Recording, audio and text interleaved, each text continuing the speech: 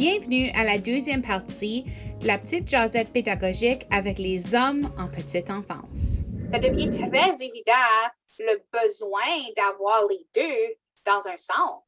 Donc, fort intéressant. Merci. Antoine, ton cheminement en petite enfance. Merci. Bien, premièrement, c'est déjà très intéressant. Puis, ça fait du bien de voir tous les parallèles dans nos parcours. Merci du partage, tout le monde. C'est ça. Ben, moi aussi, c'était pas nécessairement d'être l'aîné d'une famille, mais c'était quand même être l'aîné de ma petite sœur par une dizaine d'années.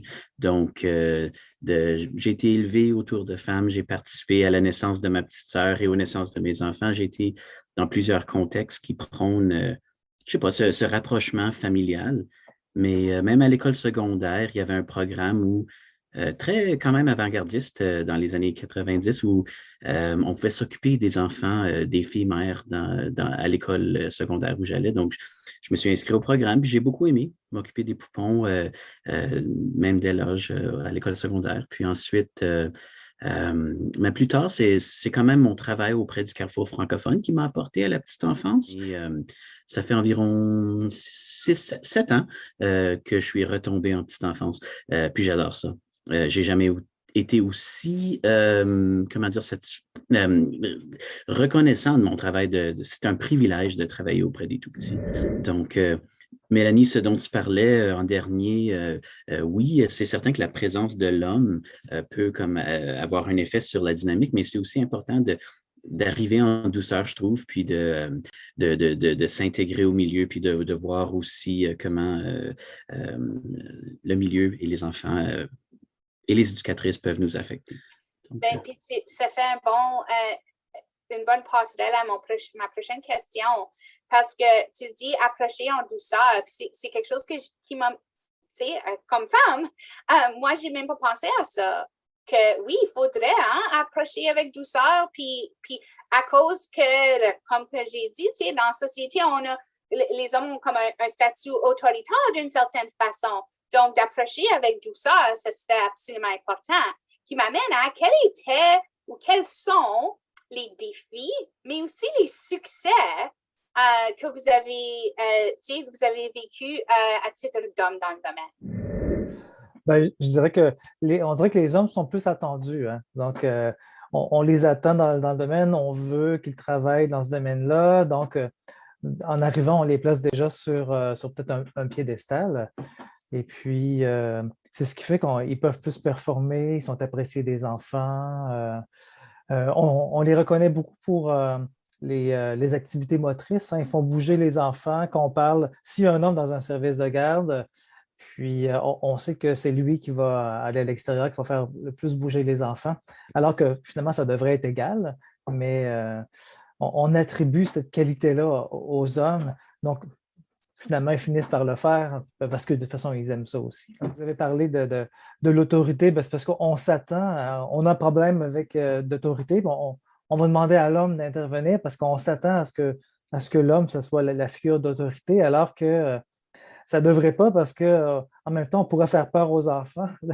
Parce que si on demande à l'homme d'intervenir quand il se passe quelque chose, en fait, tout le monde devrait intervenir pas mal de la même façon là, dans un service de garde. Donc, je pense qu'il faut quand même faire attention aux stéréotypes qui existent, mais que finalement, on véhicule nous-mêmes par des comportements qui sont très genrés, qui sont très sexuels. Une des raisons pour ça, c'était que les seuls hommes que j'avais vus dans le domaine étaient les directeurs de mon école. Exactement. Qu'est-ce que le directeur de mon école fait? Il fait de la discipline et il est très autoritaire. Et comme on veut travailler ensemble pour équilibrer, pour que tout le monde se sente bien dans leur rôle, puis qu'on contribue également au développement de l'enfant. Quand on dit qu'on se complète, c'est vrai qu'on se complète, mais quand on est séparé, on n'est pas incomplet. Donc, il faut faire attention quand on parle de complémentarité parce que une éducatrice qui est avec des enfants, si l'homme n'est pas là, elle est quand même complète, elle offre tout ce dont les enfants ont besoin.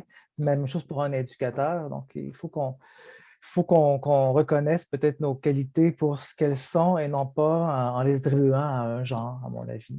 C'est une discussion profonde, finalement. Pour continuer sur le même sujet un petit peu, c'est de se parler entre collègues pour savoir trouver des stratégies ensemble. Des fois, tu sais, ça veut pas dire qu'on est, parce que c'est l'homme qu'on va être plus autoritaire. J'ai des collègues féminines qui sont plus autoritaires que moi. C'est juste d'apporter une bonne approche puis de trouver des bonnes stratégies ensemble. Donc, moi, je pense que les défis que moi j'ai pu rencontrer dans ce milieu, c'est une certaine catégorisation des hommes à certaines tâches ou bien à une certaine façon euh, de faire. Parce qu'en tant qu'homme, je pense qu'aussi, des fois, par exemple, on pourrait changer des couches. Pour faire, des fois, on dit, parce que j'ai voulu travailler dans une classe de préscolaire, je me souviens. Et puis, ma directrice me dit, non, tu vas juste changer des couches, là, c'est pas fait pour toi. Donc, ça m'avait un peu touché donc, de dire, OK, parce que je suis un homme, je ne pourrais pas travailler dans la classe juste parce que je vais changer de course. Donc, je vois aussi, il y a des catégorisations. Donc, quand il y a des tâches un peu lourdes à faire aussi, des fois, on va les confier aux hommes.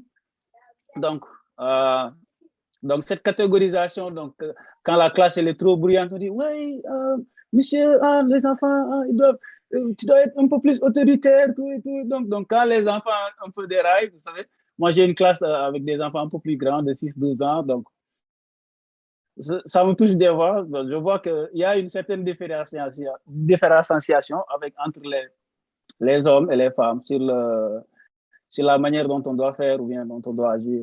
Je vais rebondir un peu sur ce qu'Ibrahima a dit, c'est le changement de couche. Donc voilà, on est des hommes, donc on est souvent malheureusement écartés des plus jeunes enfants parce qu'il y a tous ces gestes voilà, auprès des parties génitales. Et ça, c'est quelque chose que j'ai eu lors de mon premier stage où j'ai vraiment été questionné, mais pourquoi, c'était pas dit clairement, mais pourquoi toi, homme, tu as envie de travailler avec les jeunes enfants, quoi. Donc voilà, je m'étais préparé à tout ça. Donc j'ai réussi à défendre ma place et que c'était pas parce que j'étais un homme que les choses changeaient. Évidemment, qu'est-ce qu'on voit aux informations? C'est les cas de pédophilie à chaque fois qu'il y a un homme. Malheureusement, dès qu'il y a un cas, ça y est, tous les hommes sont touchés et sont marqués avec une croix. Attention, c'est un homme qui travaille avec les jeunes enfants. Donc, il faut avoir une attention particulière, il faut faire des gestes, voilà, il faut toujours être attentif, malheureusement, à tout ce que l'on fait et ce que l'on dit. Mais moi, ça ne m'a jamais empêché de travailler avec les jeunes enfants. Et voilà, et la récompense, je dirais, de tout ça, c'est de voir les parents, la confiance avec les parents, la communication avec les parents et de se dire, voilà, j'ai réussi à combattre ce préjugé qui est là et qui est prégnant et qui nous pèse sur les épaules quand même au quotidien quand on travaille avec les jeunes enfants.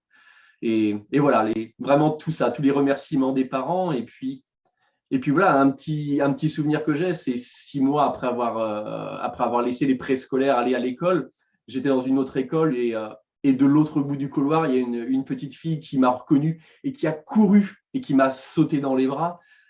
Et là, je me dis, waouh, là, il y a eu quelque chose, il y a eu un vrai lien qui a été créé avec cet enfant-là. Et ouais, je suis fier de ma profession, je suis fier de ce que j'ai fait auprès de cet enfant-là et de tous les autres, quoi. Oh, c'est touchant ton histoire. Puis on dirait, c'est comme, ça a valu la peine de battre contre ce préjugé-là. Tout à fait. Hein? Juste pour ce moment-là de reconnaissance de wow, j'ai vraiment eu un impact, ça a valu la peine. Peut-être dans le moment, ce qui est difficile aujourd'hui va être facile tantôt. Mais quand tu es en train de passer à travers du difficile, des fois tu dis pourquoi je fais ça.